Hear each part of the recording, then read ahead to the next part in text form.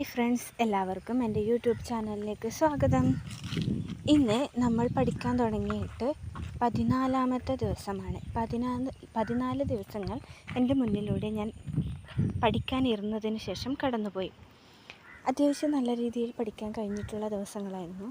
ഇടയ്ക്ക് വെച്ച് ബ്രേക്ക് എടുക്കേണ്ടി വന്നാലും പിന്നെയും ഞാൻ റീസ്റ്റാർട്ട് ചെയ്യുകയാണ് ഉണ്ടായത്. ഇന്നത്തെ ഡേ രാവിലെ എഴുന്നേറ്റ് പഠിക്കാനിരിക്കുകയായിരുന്നു. 5:30-6 മണി ആ ഒരു ടൈമിലാണ് ഞാൻ ഇന്ന് എഴുന്നേറ്റത്. അത്യാവശ്യം നല്ല ഇരുട്ട് ഉണ്ടായ ഒരു സമയം തന്നെയായിരുന്നു അന്നേരം. രാവിലത്തെ പഠിത്തം എല്ലാവർക്കും നല്ലൊരു എനർജി ലഭിക്കുന്നതാണല്ലോ. നല്ല രീതിയിൽ പഠിക്കാൻ പറ്റുന്ന ഒരു ടൈം കൂടിയാണല്ലോ ഏർലി മോർണിംഗ്. ആദ്യം തന്നെ ഞാൻ രാവിലെ പഠിച്ചെടുത്തത് മുന്നേ പഠിച്ച കാര്യങ്ങളൊന്ന് റിവൈസ് ചെയ്യുക എന്നതായിരുന്നു. കുറേ കാര്യങ്ങൾ റിവൈസ് ചെയ്യാനുണ്ടായിരുന്നു, അതൊക്കെ ചെയ്തു.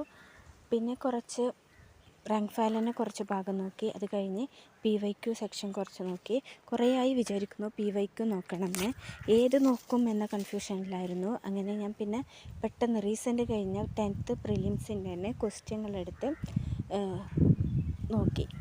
അതിൽ ക്വസ്റ്റ്യനും ആൻസറും പിന്നെ അതുമായി അനുബന്ധ വിവരങ്ങൾ റാങ്ക് ഫയൽ വെച്ച് പഠിച്ചു. റാങ്ക് ഫയലിലുള്ള ഭാഗങ്ങളും പിന്നെ കുറച്ച് ഗൂഗിൾ സെർച്ച് ചെയ്ത് അങ്ങനെ പഠിക്കുകയാണ് ഉണ്ടായത്. ഗൂഗിളിൽ നിന്ന് 1-2 വിവരങ്ങൾ എക്സ്ട്രാ കിട്ടുന്നുണ്ടെങ്കിലും നല്ല കാര്യമായിരുന്നു. ഗൂഗിളിൽ നോക്കി പഠിക്കുക എന്നുള്ളത് നല്ലതായിരുന്നു.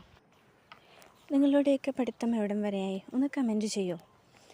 പിന്നെന്താണെന്ന് വെച്ചാൽ, നമ്മൾക്ക് മുന്നിൽ ഒരുപാട് കാര്യങ്ങൾ പഠിക്കാനിരിക്കുമ്പം എന്ത് പഠിക്കണം എന്നുള്ള ഒരു കൺഫ്യൂഷൻ വരാറില്ലേ? എനിക്കും അങ്ങനെയായിരുന്നു.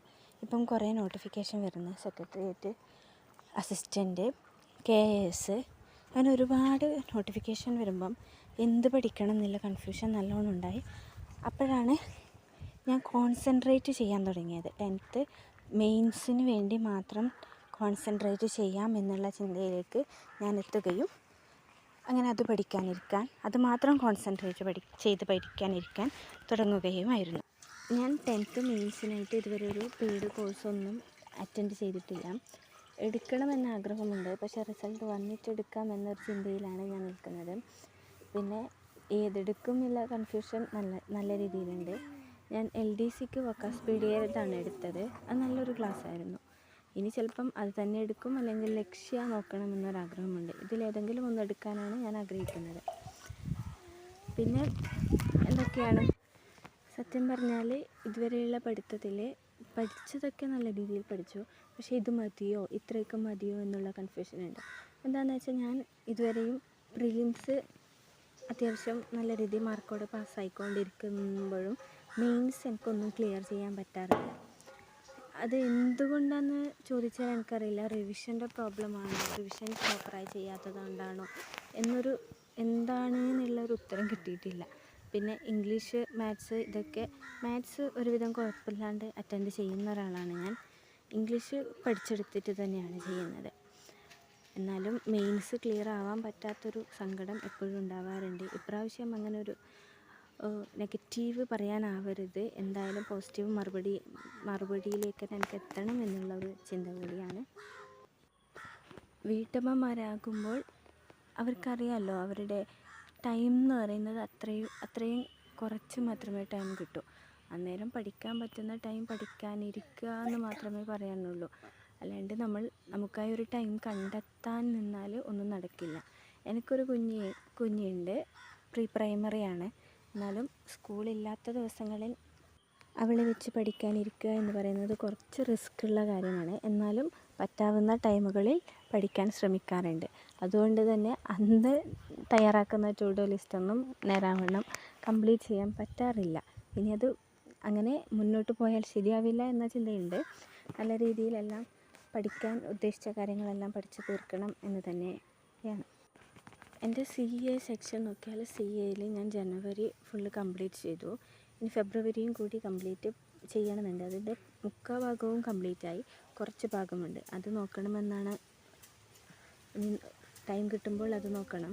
പിന്നെ എന്താ വെച്ചാൽ, നേരത്തെ പറഞ്ഞ പോലെ മാത്സ്, ഇംഗ്ലീഷ് അതൊക്കെ ഒന്ന് ചെയ്ത് നോക്കണം. എന്തായാലും മാത്സൊക്കെ ചെയ്ത് തന്നെ നോക്കണം. പുതിയ ട്രെൻഡ് ക്വസ്റ്റ്യൻസൊക്കെ ചെയ്ത് തന്നെ നോക്കണം. അതിന് ഞാൻ അധികവും യൂട്യൂബിനെ തന്നെയാണ് ആശ്രയിക്കാറ്. യൂട്യൂബ് നോക്കി പഠിക്കുകയാണ് മാത്സും ഇംഗ്ലീഷൊക്കെ.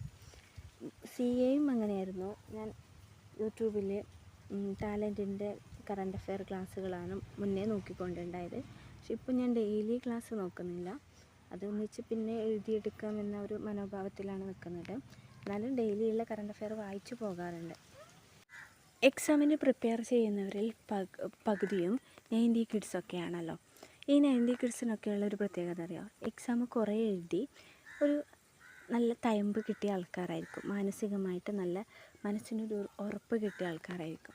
ഒരുപാട് എക്സാം എഴുതി നല്ല പരിചയമുള്ള അവരെ നന്നായി പ്രിപ്പയർ ചെയ്യുന്നുണ്ടാവും. പക്ഷേ എന്തൊക്കെയോ ചില കാരണങ്ങൾ കൊണ്ട് ലിസ്റ്റിൽ എത്തിപ്പെടാൻ പറ്റാത്ത കുറേ ആൾക്കാർ. ഇപ്പം 2K കിഡ്സിനെ നമ്മൾ ശ്രദ്ധിച്ചിട്ടില്ലേ? ഇപ്പോൾ തന്നെ ഒരുപാട് ന്യൂസ് കാണുന്നില്ലേ? ഒരു എക്സാമിന് മുന്നേ ടെൻഷൻ അടിച്ച് സൂയിസൈഡ് ചെയ്യുന്നവർ, എക്സാം ടൈമിൽ സൂയിസൈഡ് ചെയ്യുന്നവർ, ഇങ്ങനെ എത്ര വാർത്തകളാണ്. അതൊക്കെ വെച്ച് നോക്കുമ്പോൾ നമ്മൾ ഈ PSC എക്സാമിന് പ്രിപ്പയർ ചെയ്ത് നമുക്കൊരു എക്സാം കിട്ടിയില്ല എന്ന് പറയുമ്പോഴും നമ്മൾ മാനസികമായി നല്ല ഉറപ്പുള്ള കുറേ വ്യക്തികളായിട്ട് മാറിയിട്ടില്ലേ? എനിക്കൊക്കെ അങ്ങനെ തോന്നിയിട്ടുണ്ട് കേട്ടോ. എന്തൊക്കെ തന്നെയായാലും എല്ലാവരും നല്ല രീതിയിൽ പ്രിപ്പയർ ചെയ്ത് നല്ല രീതിയിൽ തന്നെ റാങ്കിലെത്താൻ ശ്രമിക്കുക. ഞാനും ആ രീതിയിൽ തന്നെയാണ് മുന്നോട്ട് പോകുന്നത്. മാക്സിമം ഈ വർഷം തന്നെ ജോലിയിൽ കയറണമെന്നാണ് എൻ്റെ ആഗ്രഹം. അപ്പം എല്ലാവരും വീഡിയോ ഇഷ്ടപ്പെട്ടെങ്കിൽ ലൈക്ക് ചെയ്യുക, കമൻറ്റ് ചെയ്യുക, മറ്റുള്ളവർക്കായി ഷെയർ ചെയ്യുക, സബ്സ്ക്രൈബും ചെയ്യുക. താങ്ക്